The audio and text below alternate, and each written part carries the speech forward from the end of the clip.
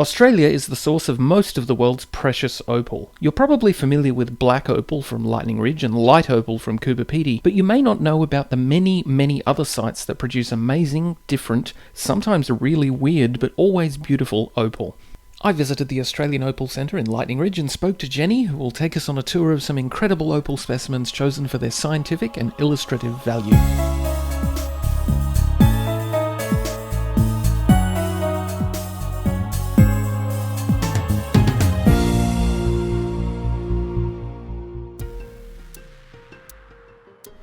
Okay, so here are some beautiful black opals from Lightning Ridge. This one has just about every colour in the spectrum in a lovely foil pinfire rolling pattern. This is a beautiful small stone that has I don't know, I guess you could call it a merino pattern. Rippling rolling flash, perhaps mackerel or merino pattern in blue-green. This is a sensational thing. Massive sheets of unbelievably bright blue, green, red. Astonishing brightness and colour.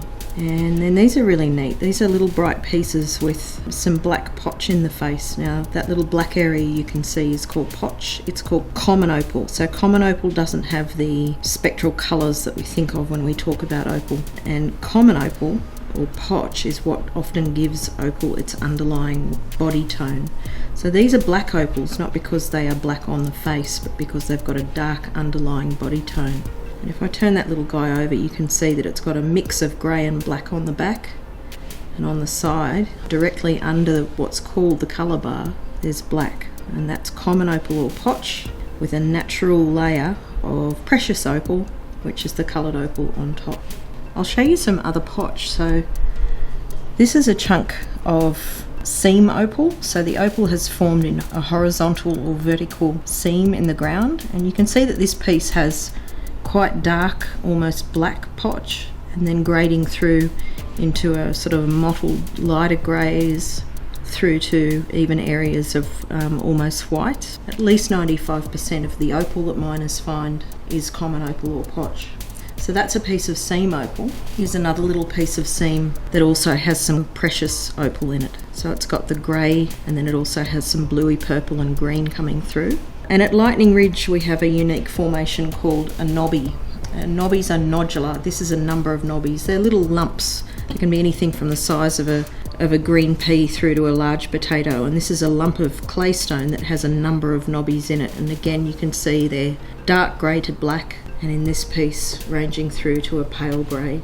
This is a little chip from a knobby, and if I turn it over, you can see that on the inside it had a layer of black beautiful potch and a layer of precious opal on top. So if you were going to cut a stone from that, you would cut it so that the top of the stone was here and the bottom of the stone was here, and you'd get the bright colour sitting on top of the dark background, and you'd have a beautiful black opal.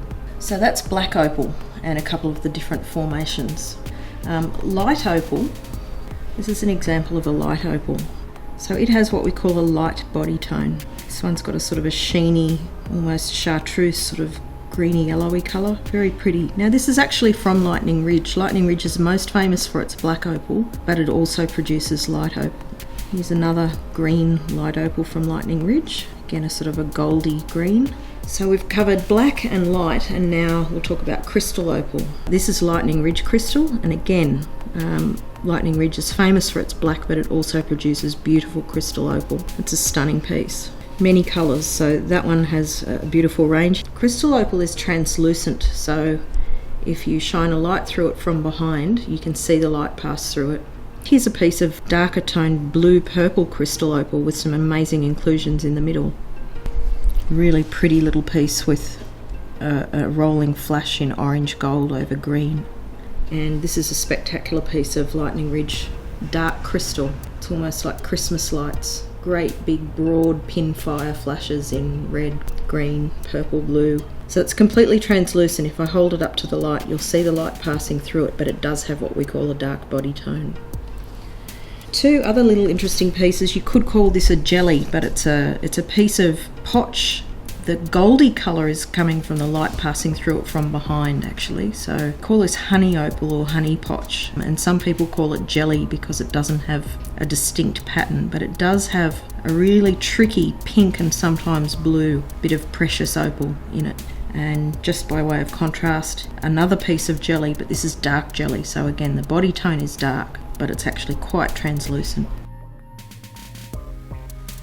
In this little box are some spectacular pieces from White Cliffs, and most of that is crystal opal. These are in fact doublets made with White Cliffs crystal and a little snail. But White Cliffs produces both light and crystal opal. Absolutely stunning material, beautiful, beautiful colours, brightness and so on. So White Cliffs is another classic location for light and crystal opal. These are all sites where the opal has formed in a sedimentary environment, but opal also forms in Australia in volcanic rocks, and I'll just show you a couple of unusual examples. In this jar are beautiful little nodules of opal from volcanic rocks at a location called Tintenbar in New South Wales. So there have been little air pockets in a volcanic rock that have later filled up with opal. This opal tends not to be stable and to dehydrate and crack when it's exposed to air, which is why these beautiful little nuggets of rainbow have been kept in a little bottle of water. There are other locations in Australia where opal is found in volcanic rock, but Tintenbar is probably the most famous. Some of the Tintenbar material is truly spectacular. So we'd call that crystal or jelly opal, and some of the pieces would qualify as black or dark crystal. This piece I'll show you first is a spectacular piece of boulder opal from Winton in Queensland, Western Queensland. And in this piece you have a full face of spectacular blue and green in a linear pattern. And if I turn it over, the back of it is a brown, beautiful rich brown material that's called ironstone. It's an iron-rich sedimentary rock.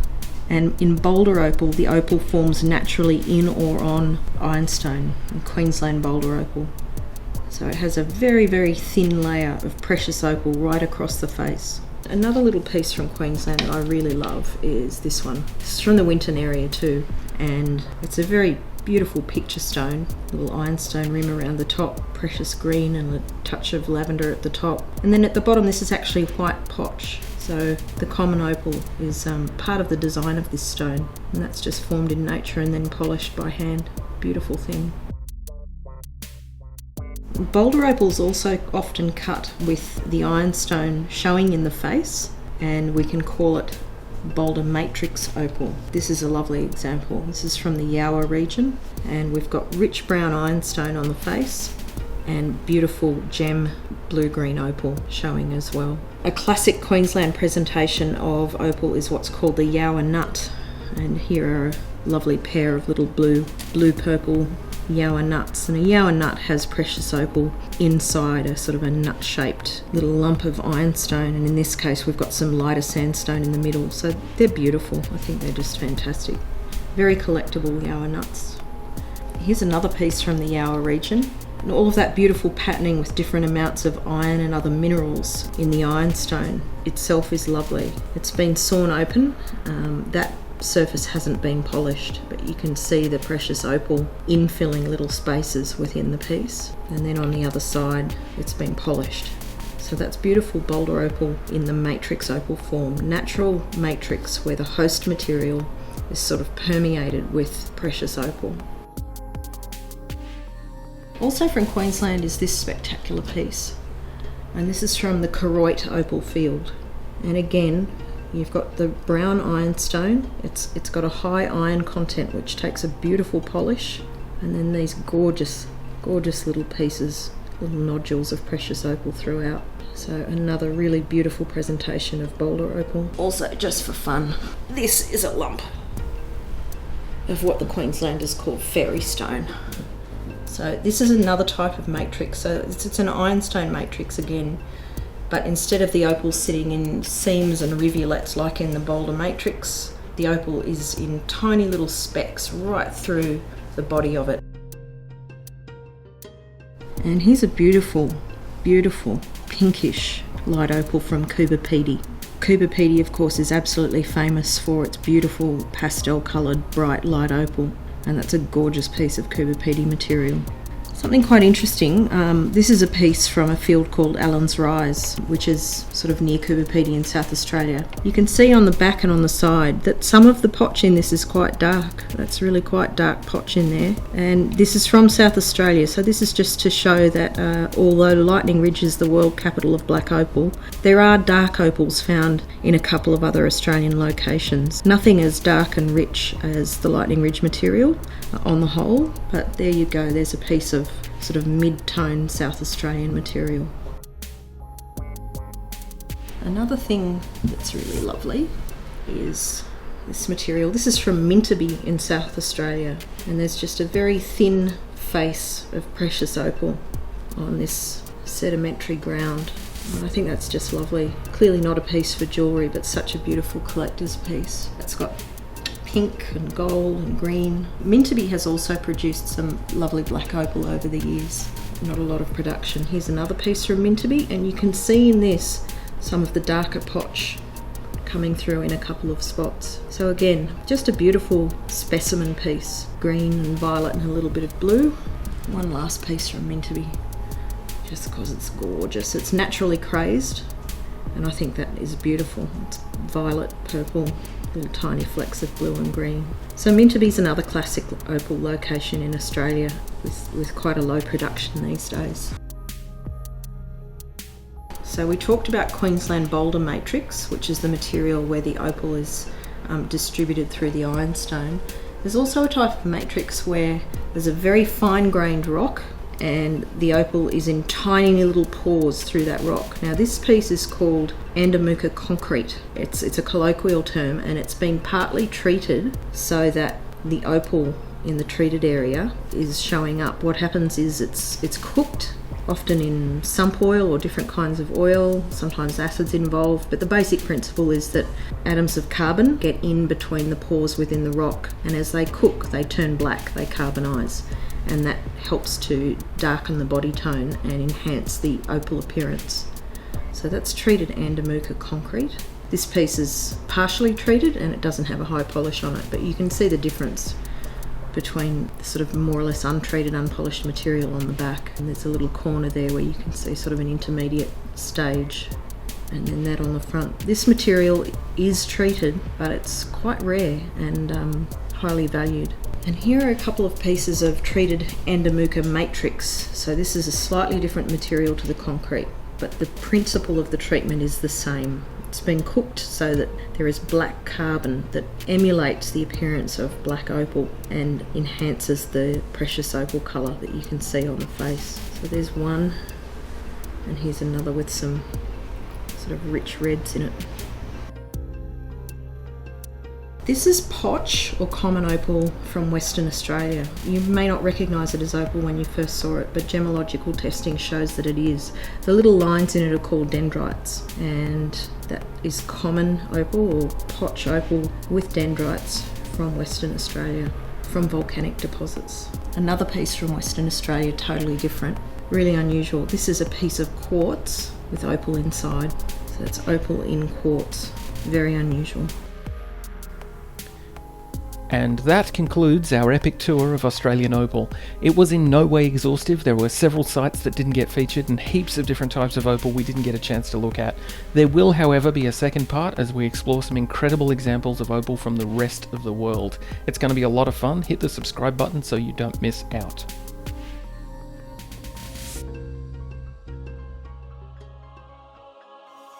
This video was made with the support, participation, patience and enthusiasm of the Australian Opal Centre in Lightning Ridge. If you visit Lightning Ridge, and you should visit Lightning Ridge, you should visit the Australian Opal Centre's showroom in Marilla Street. You should also follow the AOC on Facebook to stay up to date with their epic project to build a world-class museum of opal in the incredible outback landscape of Lightning Ridge. If you enjoyed this video, please stay tuned for part 2, subscribe if you think I've earned it, follow IDQ Curiosity on Facebook and Twitter and Instagram and all those wonderful places, and most importantly, thank you for watching.